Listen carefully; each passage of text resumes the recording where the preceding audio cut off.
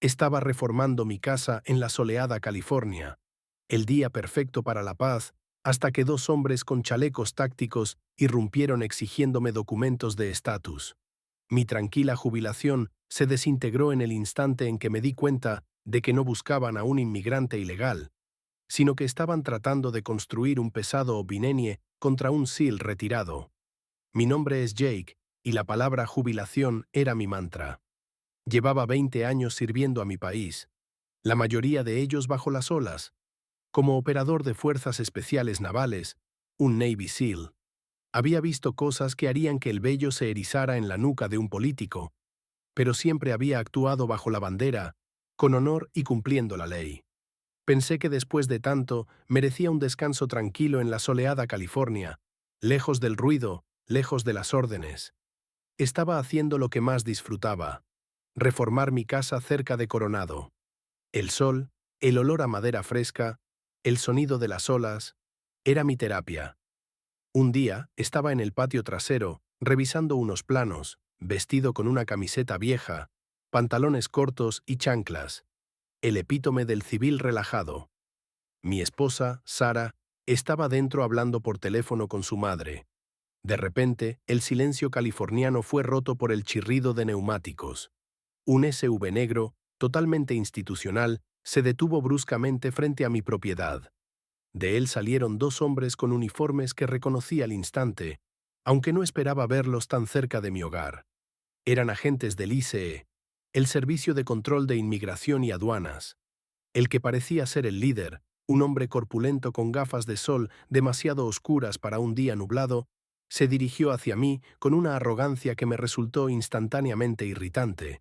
Llevaba una placa colgada y un chaleco táctico que parecía ridículamente grande para su cuerpo. «Alto ahí, agente Miller. Necesito ver su identificación y comprobante de estatus migratorio». «Ahora mismo», dijo, su voz plana y autoritaria, como si estuviera interrogando a un sospechoso en una frontera lejana, no a un ciudadano estadounidense en su propiedad. Mi primera reacción fue de incredulidad absoluta. «¿Están bromeando?». Bajé los planos lentamente. «Disculpe, ¿estatus migratorio?». «Soy ciudadano estadounidense, agente». «Jake Miller», respondí, manteniendo mi voz baja y profesional, intentando rebajar la tensión que él estaba fabricando. «¿Hay algún problema aquí?». Miller ni siquiera parpadeó. Se acercó más, invadiendo mi espacio personal, algo que, si yo hubiera hecho, habría terminado con él en el suelo. «No me mienta, señor. Hemos recibido un informe anónimo sobre actividad sospechosa en esta dirección. Usted coincide con la descripción de un individuo buscado por motivos de seguridad nacional. Necesito papeles. Pasaporte, licencia de conducir, cualquier cosa que pruebe quién dice ser». Sentí que la sangre me subía a la cabeza. Un informe anónimo. Mi carrera de 20 años, mis despliegues, mi historial limpio, todo era ignorado por un burócrata con complejos de superpolicía. «Agente, he servido a este país por 2 décadas. Soy un Navy SEAL activo, en reserva. Si tiene dudas sobre mi identidad, llame a su supervisor o a la base naval más cercana. No voy a entregar mi identificación a una investigación basada en un chisme de patio», repliqué, cruzando los brazos. Eso fue un error. Cruzar los brazos fue interpretado por él como resistencia. Miller sacó su radio. «Tenemos a sujeto hostil, no cooperando, posible identidad falsa». El segundo agente, más joven y nervioso, se movió para flanquearme. «Mire, muchacho», dije, dirigiéndome al más joven, tratando de apelar a la razón. «Llamen a la estación, pregunten por el comandante Miller. Puedo darles mi número de servicio». El agente Miller se rió, un sonido seco y cruel. «No necesitamos hacer llamadas, señor. Tenemos órdenes de asegurar su persona hasta que verifiquemos su identidad. Si no coopera, la resistencia será tomada en cuenta». Antes de que pudiera procesar completamente su amenaza, Miller se abalanzó sobre mí. No esperaba el contacto físico, y aunque mis reflejos son mejores que los de cualquier persona de 40 y tantos, él era grande y estaba usando su peso para dominar. Luché instintivamente para no hacerle daño, para no romperle un hueso mientras me inmovilizaba contra la cerca. «Suélteme, estoy cumpliendo con la ley», grité, sintiéndome humillado y furioso. ¡Quieto!, gritó Miller, forzándome contra la madera. En ese momento, la puerta principal se abrió de golpe. Sara había terminado su llamada. Lo que siguió fue un torbellino. Sara vio la escena, un agente del gobierno sujetándome violentamente en mi propio jardín. Ella no dudó.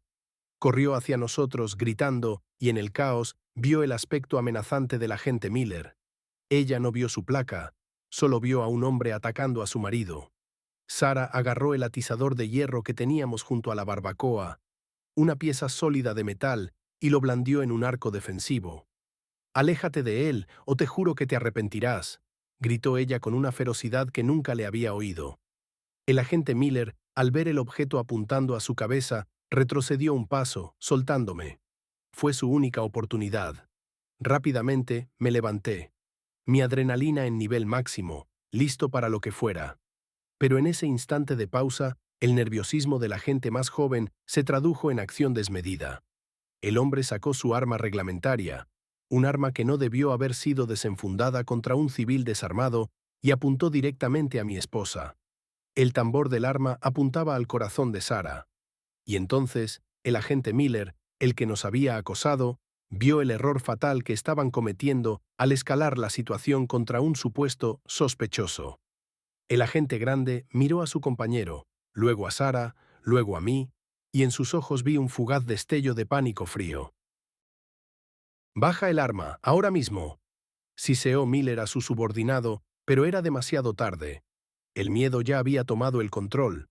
El agente joven, temblando visiblemente, dio un paso atrás, tropezó ligeramente y en el movimiento espasmódico de intentar recuperar el equilibrio, el arma se disparó. El sonido fue ensordecedor en el tranquilo vecindario. El proyectil no me dio a mí, ni a Sara.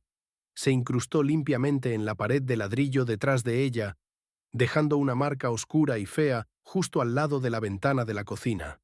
El silencio que siguió al disparo fue más pesado que cualquier silencio que experimenté en el fondo del océano. Sara se quedó paralizada, el atizador cayendo de sus manos con un ruido metálico patético. Yo miré el agujero en el ladrillo y luego miré a los dos agentes que acababan de intentar arrestarme y que ahora habían puesto un arma de fuego contra mi esposa y disparado accidentalmente, o no, en mi propiedad. Mientras Miller intentaba desesperadamente comunicarse por radio para reportar un incidente de fuerza, yo ya no era el ciudadano que respetaba las reglas. Me acerqué a mi esposa, la abracé y susurré en su oído. «Vamos a hacer que paguen por esto. Cada maldito céntimo». Sabía que mi vida tranquila había terminado. Había pasado de ser un héroe de guerra a ser el objetivo de una investigación por una acusación anónima, y ahora un testigo de un uso ilegal de fuerza letal por parte de agentes federales. Conseguí el nombre de su supervisor. Me aseguré de que ambos vieran claramente cómo grababa sus números de placa con mi teléfono antes de que pudieran encubrir su error. Sabía que mi demanda millonaria no era suficiente. Yo quería verlos despojados de sus insignias si es que no terminaban enfrentando cargos por intento de agresión grave. Estaban jugando con un SEAL y acababan de cometer el error más grande de sus carreras. El sonido del metal cayendo fue el detonante de la pesadilla legal y burocrática. Sara, aunque físicamente ilesa, estaba en shock. La adrenalina se disipó, reemplazada por un temblor incontrolable. Yo la guié hacia el interior, asegurando la puerta, sabiendo que si esos dos agentes decidían que necesitaban fabricar una historia, el siguiente paso sería inventar una razón para irrumpir. «Llama a nuestro abogado Marcus», le dije a Sara, mi voz sorprendentemente firme. Marcus era nuestro viejo amigo, un exfiscal militar con conexiones en el ámbito civil que había manejado algunas de mis transiciones a la vida civil. Mientras Sara marcaba, yo volví a salir, pero esta vez estaba preparado. Fui al garaje y saqué la caja de herramientas. No por armas, sino por pruebas. El agujero en el ladrillo era crucial. Con sumo cuidado, utilicé unas pinzas y retiré el fragmento de bala incrustado en el mortero. Lo coloqué en una bolsa Ziploc esterilizada con guantes de látex que encontré en el botiquín de primeros auxilios. Cada paso que daba era metódico, aprendido en incontables escenarios de recolección de evidencia bajo fuego. Los agentes Miller y su compañero seguían afuera, intentando recuperar la compostura y, peor aún, coordinar una coartada. Miller estaba furioso, no por el peligro, sino por el desastre. Habían desenfundado ilegalmente, habían disparado, y yo tenía sus números de identificación y la prueba física del proyectil. Cuando Marcus llegó, apenas 10 minutos después, el ambiente era tenso. Vio el agujero en la pared, el atizador en el suelo y la palidez de Sarah. Su cara, normalmente relajada, se endureció en una máscara de concentración legal. «Jake, ¿qué demonios ha pasado? Tus vecinos ya están en sus ventanas», me susurró Marcus, evaluando rápidamente la situación. Le conté la historia concisa y factual: acoso, exigencia ilegal de papeles, resistencia física injustificada por parte del agente Miller y el disparo accidental, o no tan accidental, del compañero. Marcus se enfrentó a ellos inmediatamente. «Soy Marcus Vance, abogado del señor Miller. Esto se detiene ahora. Han violado múltiples estatutos federales al usar fuerza excesiva sin causa probada y han puesto en peligro la vida de mi clienta. Quiero sus nombres completos, números de placa y quiero que se retiren de esta propiedad inmediatamente o llamaré a la policía local y al equipo de asuntos internos del Departamento de Seguridad Nacional. ¿Entendido?» El agente Miller, al escuchar el nombre de Marcus y la amenaza de asuntos internos, palideció notablemente bajo sus gafas oscuras. Sabía que su carrera estaba acabada si se investigaba el incidente correctamente. El joven se veía al borde de las lágrimas. «Nos vamos, señor Vance», gruñó Miller, subiendo a regañadientes al SUV. «Esto no ha terminado». «Sí, ha terminado por hoy», corrigió Marcus, anotando la matrícula del vehículo mientras se alejaban a toda prisa. Los siguientes días fueron un infierno. Marcus puso la demanda de inmediato. Citó el acoso, la agresión física y, lo más importante, la puesta en peligro intencional de mi esposa y la destrucción de propiedad. La cifra inicial era astronómica, diseñada para llamar la atención. Pedíamos una compensación no solo por el trauma, sino por el precedente que estaban sentando al intentar acosar a un militar condecorado en su propio hogar. Mientras tanto, el componente de seguridad nacional entró en juego. Recibí una llamada oficial del ejército. No era una felicitación, sino una advertencia. Un coronel me informó que se había abierto una verificación interna sobre mi pasado debido al informe anónimo que desencadenó la visita del ICE. Miller y su compañero alegaron que estaban investigando una posible conexión suya con una red de contrabando internacional. Comandante Miller, dijeron que usted estaba usando su casa como punto de intercambio. Mi mente dio vueltas. Contrabando. Yo. ¿Qué tipo de red?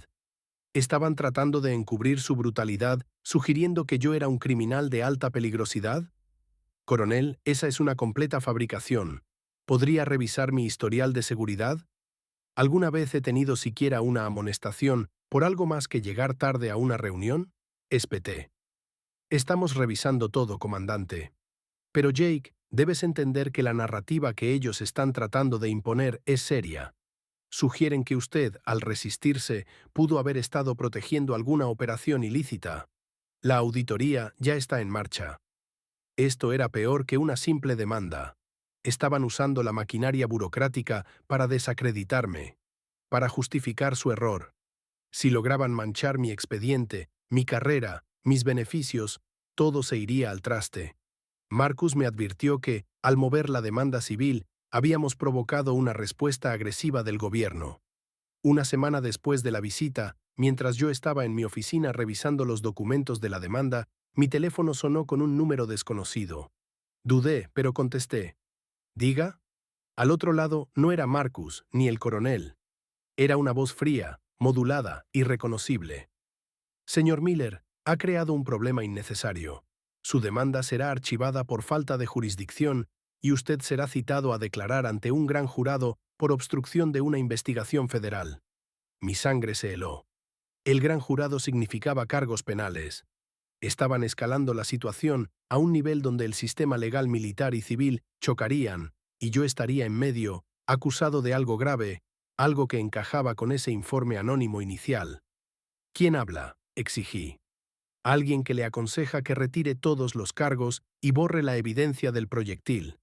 Los agentes Miller y Smith solo estaban haciendo su trabajo, y ahora usted se convertirá en el foco de una investigación por intento de socavar la seguridad nacional. Piense en su esposa. Piense en las décadas que le quedan por delante.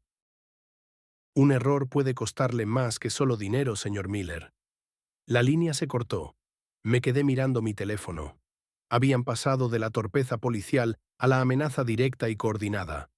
Esto no era solo un caso de exceso de celo de agentes, era una red organizada intentando tapar sus huellas, y ahora estaban apuntando a Sara. Yo podía defenderme, pero ella no tenía mi entrenamiento para manejar este tipo de presión. Miré hacia la puerta del jardín, donde la cicatriz oscura en el ladrillo me recordaba el peligro. Si lo que me estaban diciendo era cierto, si yo era el blanco de algo mucho más grande que dos agentes corruptos, entonces mi demanda millonaria no era una protección, era un faro atrayendo a la tormenta. Necesitaba respuestas, y la única forma de conseguirlas era desafiarlos directamente. Pero tenía miedo de lo que vendría después de que colgara. La amenaza había cambiado el juego. Ya no luchaba solo contra la soberbia burocrática. Estaba luchando contra algo que olía a encubrimiento institucional, algo que podría traducirse en cargos fabricados y años lejos de Sara. El miedo no me paralizó, me afiló. El entrenamiento de SEAL, aquel que me enseñó a operar bajo presión extrema, volvió a tomar el control. Llamé a Marcus de vuelta inmediatamente. Su tranquilidad habitual se había evaporado. Jake, esto huele a podrido. Un gran jurado por obstrucción después de un incidente como ese es represalia directa. Están usando el temor de un pesado binenie contra ti. No voy a retirarme, Marcus. Si nos retiramos, ellos ganan y yo seré el próximo en la lista de sospechosos. Necesito la evidencia de mi servicio expuesta, no escondida. Quiero la máxima publicidad legal posible. Que este caso se ventile en cada periódico que podamos pagar. La estrategia fue audaz. Guerra mediática combinada con la presión legal.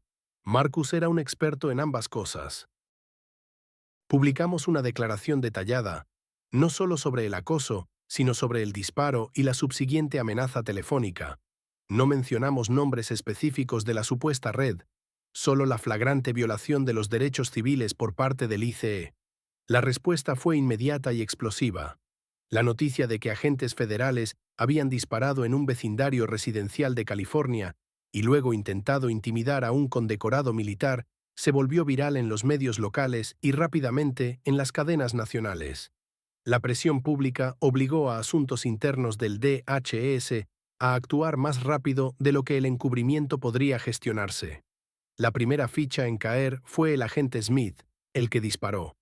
Bajo la presión de la investigación interna y la evidencia física del proyectil, que Marcus había presentado con la documentación de la demanda, Smith se quebró. No pudo sostener la versión de accidente cuando se enfrentó a la grabación de seguridad de mi vecino, que Marcus había conseguido discretamente, mostrando que yo estaba retrocediendo cuando el arma se disparó. Smith confesó que Miller lo había presionado para que fuera agresivo y que el miedo lo había llevado a desenfundar. Smith fue suspendido inmediatamente y se abrió un proceso penal contra él por uso ilegal de fuerza. Eso nos dejó a Miller y a la misteriosa red anónima que había iniciado todo. Con Smith fuera, Miller se quedó solo. Ya no tenía un testigo que respaldara su versión de la historia. Cuando Marcus lo citó a declarar bajo juramento sobre el contenido del informe anónimo, Miller se puso a la defensiva. Se negó a revelar la fuente, alegando confidencialidad de la investigación de seguridad nacional. Ahí es donde Marcus atacó de nuevo, utilizando la demanda civil como palanca. Si el señor Miller se niega a revelar la fuente de la información que lo llevó a acosar a un ciudadano estadounidense, asumiremos que la fuente era falsa, maliciosa y que la intención era causar daño profesional a nuestro cliente. Eso multiplica la malicia y la responsabilidad civil. El muro del encubrimiento comenzó a derrumbarse.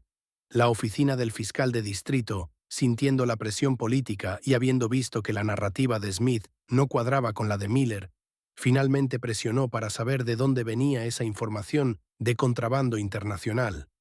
Descubrieron que el informe original no había venido de ninguna agencia de inteligencia seria. Había sido una denuncia anónima plantada en el sistema del ICE, diseñada para provocar una visita, pero tan vaga que cualquier agente con un complejo de héroe, como Miller, caería en la trampa.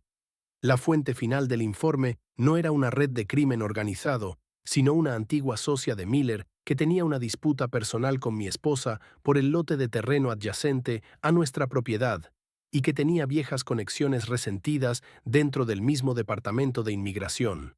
Ella quería que nos fuéramos, y Miller, ambicioso y quizás sobornable, había caído en el señuelo.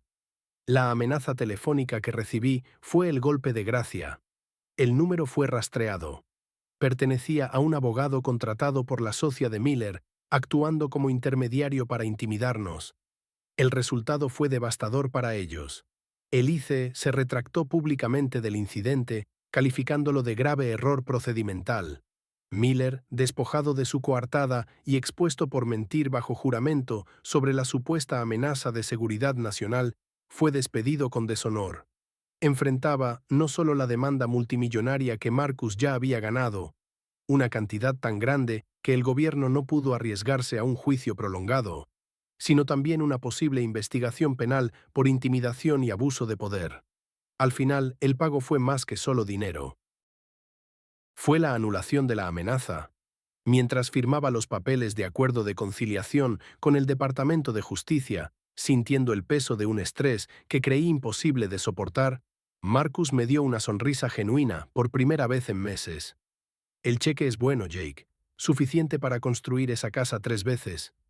Pero la verdadera victoria es que su intención de arruinar tu vida se convirtió en su propia ruina.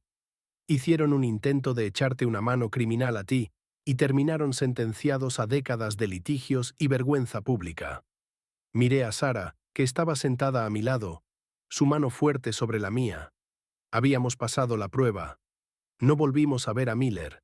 Se había esfumado en la burocracia, un ejemplo triste de ambición mal dirigida. Mi casa estaba llena de ruido otra vez, pero esta vez era el sonido de la vida, el martilleo de los contratistas que terminaban la reforma y las risas de mi esposa. Había aprendido que, incluso retirado, cuando tocan a tu familia, no eres solo un ciudadano. Vuelves a ser una fuerza de contención. Y aprendí algo más valioso. A veces, la mejor defensa contra la oscuridad institucional es la luz brillante e implacable de la verdad expuesta públicamente. La jubilación podía esperar.